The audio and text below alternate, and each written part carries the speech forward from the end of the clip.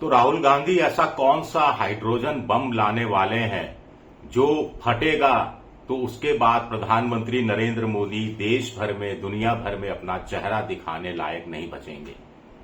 नमस्कार, मैं हूं आपका दोस्त विजय विद्रोही। आप मुझसे जुड़ चुके हैं, इसके लिए आप सबका तहे दिल से शुक्रिया। अगले 8 मिनट 10 मिनट में आपसे जुड़े रहने की कोशिश करूंगा। बिहार में राहुल की यात्रा या वोट अधिकार यात्रा आप कह दीजिए 1300 किलोमीटर लंबी, वो खत्म हो गई है। उसका समापन आज बड़े भव्य तरीके से पटना में हुआ। सड़कों पर हुजूम ही हुजूम था, झंडे ही झंडे थे। इसमें कांग्रेस का झंडा था, आरजेडी का झंडा था, मुकेश सहनी की पार्टी का झंडा था और माले सीपीआई सीपीएम माले गुट का भी, वामपंथी मोर्चे का भी झंडा था। दूर दराज के गांव से लोग आए हुए थे और जितनी मैं साउंड बाइट सुन रहा था अलग अलग सोशल मीडिया पर, सब लोग वोट चोरी, नीतीश ने वोट चोरी की, मोदी ने वोट चोरी की, सरकार बदलनी है, बदलाव बदलाव बदलाव। जब दिल्ली में चुनाव हो रहा था तब भी मैं इसी तरह की साउंड बाइट सुन रहा था और केजरीवाल के अच्छे शासन के बावजूद लोग कह रहे थे बदलाव बदलाव बदलाव, और नतीजा आया तो लोगों ने सत्ता बदल दी। बीजेपी 28 साल बाद दिल्ली में सत्ता में आ गई। तो यही क्रम क्या बिहार में दोहराने जा रहा है? बिहार में भी 20-25 सालों से आरजेडी अपने दम पर 5 साल के लिए सत्ता में कभी नहीं रही है। थोड़ा टाइम नीतीश के साथ रही और उप मुख्यमंत्री तेजस्वी रहे, वो अलग कहानी है। तो क्या ये बदलाव की कहानी बिहार में भी दोहराई जाएगी? कह नहीं सकते। लेकिन राहुल गांधी ने अपने आप को इंडिया पॉलिटिकल फ्रंट का निर्विवाद रूप से नेता वो बन गए हैं, इस यात्रा ने साबित कर दिया है।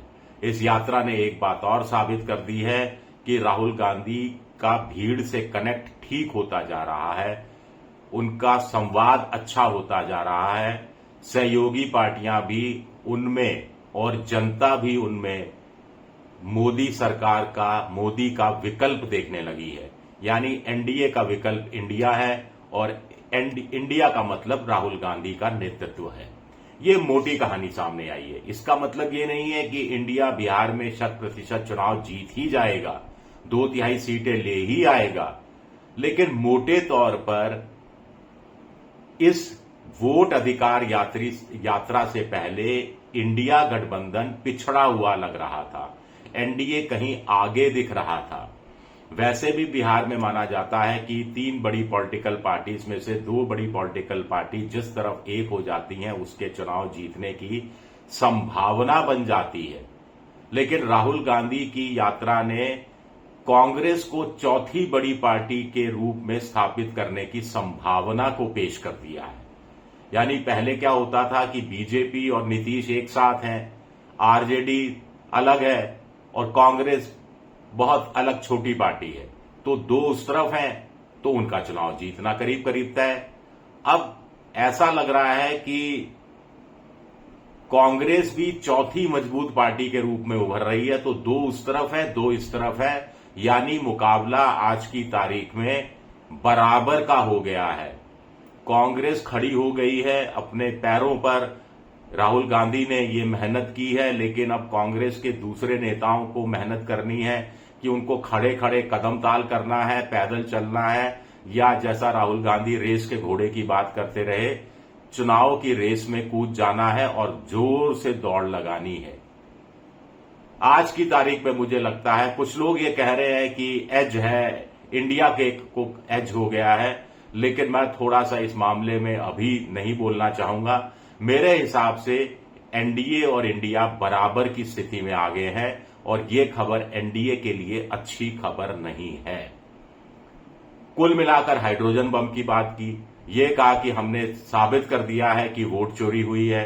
महाराष्ट्र में वोट चोरी हुई, हरियाणा में वोट चोरी हुई, कर्नाटक की विधानसभा महादेवापुरा सीट में 1,250 फर्जी वोटर हमने पाए। वो एटम बम था, एटम बम से मोदी जी हिल गए, मोदी बीजेपी हिल गई, मुख्य चुनाव आयोग से लेकर पूरा चुनाव आयोग हिल गया। लेकिन अब हम हाइड्रोजन बम फोड़ने वाले हैं।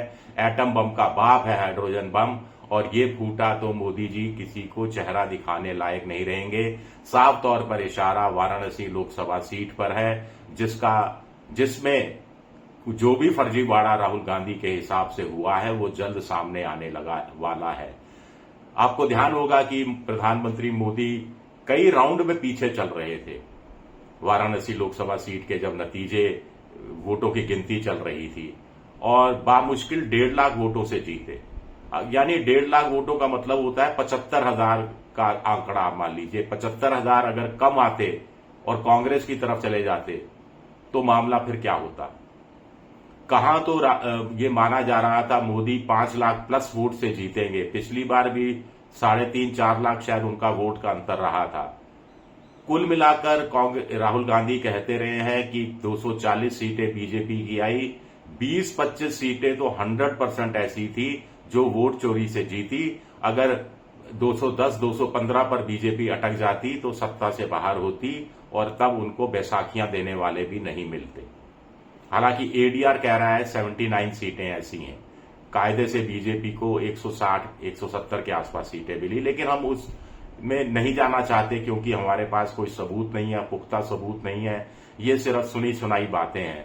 लेकिन ये बात सच है कि मोदी जी वाराणसी में जब चुनाव लड़ रहे थे तो वो पिछड़ रहे थे। बाद के राउंड में बीच में अजय राय की तरफ से आरोप लगाया गया, जो कांग्रेस के कैंडिडेट थे, कि गिनती ढीली कर दी गई, रोक दी गई।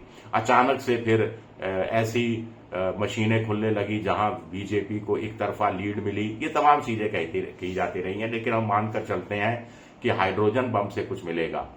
राहुल गांधी का भाषण छोटा था, मल्लिकार्जुन खड़गे का भी भाषण छोटा था, तेजस्वी यादव का भाषण भी छोटा था, लेकिन उसमें एक कॉमन चीज थी। वो दाएं बाएं कहीं नहीं हो रहे थे, कोई जुमलेबाजी नहीं हो रही थी, कोई दूसरी बातें नहीं हो रही थी। वोट चोरी, वोट चोरी, वोट चोरी, वोट चोर गद्दी छोड़, बस एकाग्र एक सूत्री कार्यक्रम चल रहा था कि वोट चोरी से आपका सिर्फ वोट नहीं चोरी होता, आपका आरक्षण चोरी होता है, आपका संविधान चोरी होता है, आपकी नौकरी चोरी होती है, आपकी जमीन चोरी होती है, आपकी जायदाद चोरी होती है, आप सोशल सिक्योरिटी नेटवर्क में हैं तो वो चोरी होती है। तो एक डॉक्टर अंबेडकर का संविधान चोरी होता है। और राहुल गांधी अपने आप को चौकीदार के रूप में पेश कर रहे थे कि मैं चौकीदार हूं, मैं आपका वोट चोरी नहीं होने दूंगा। इस बात को बार बार स्ट्रेस किया जा रहा था। बड़ा सवाल उठता है कि वोट अधिकार रैली तो खत्म हो गई और चुनाव की तो अभी घोषणा भी नहीं हुई है। अभी तो वोटर लिस्ट में धमाल मचा हुआ है। तो आगे विपक्ष क्या करेगा? कोई नई कार्यक्रम लाइनअप किया है, इस टेम्पो को बनाए रखना है, क्योंकि अब जो खाली जगह आएगी उसको एनडीए अपनी तरफ से कोई बड़ा कार्यक्रम करके या प्रशांत किशोर कोई नई यात्रा निकालकर भरपाई करना चाहेंगे। और इंडिया ने बड़ी मेहनत के बाद जो पॉलिटिकल स्पेस इकट्ठा किया है, जो एक्सट्रीम बैकवर्ड क्लास जो 36% है, उसमें सेंध लगाने की कोशिश की है। उस सुनहरे मौके को क्या जाया होने दिया जाएगा? ये बड़ी बात होती है। अब राहुल गांधी तो बार बार अभी तत्काल और बिहार में कुछ दिन रुकेंगे ऐसा तो लगता नहीं है। तो जो तेजस्वी यादव कुछ प्लानिंग कर रहे हैं, कुछ लोग कह रहे हैं कि अभी तक ये था कि चलो पटना चलो। अब ये होगा कि पटना से गांव चलो, पटना से देहातों में चलो, पटना से छोटे शहरों में चलो, पटना से कस्बों में चलो। तो इस तरह की कोई रिवर्स यात्रा जिससे आम जनता उसका वोट का हक, उसका वोटर लिस्ट में नाम आना नहीं आने की चिंता, दस्तावेज की करेक्शन होंगे नहीं होंगे उसकी चिंता, उससे जोड़ने का कोई सिलसिला शुरू होगा। ये देखना दिलचस्प रहेगा। शुक्रिया मेरा ये वीडियो देखने के लिए। पसंद आए तो लाइक कीजिए, सब्सक्राइब कीजिए, शेयर कीजिए। आप मेंबरशिप ड्राइव में भी जा सकते हैं, मेरी आर्थिक मदद भी कर सकते हैं। शुक्रिया, बहुत बहुत शुक्रिया।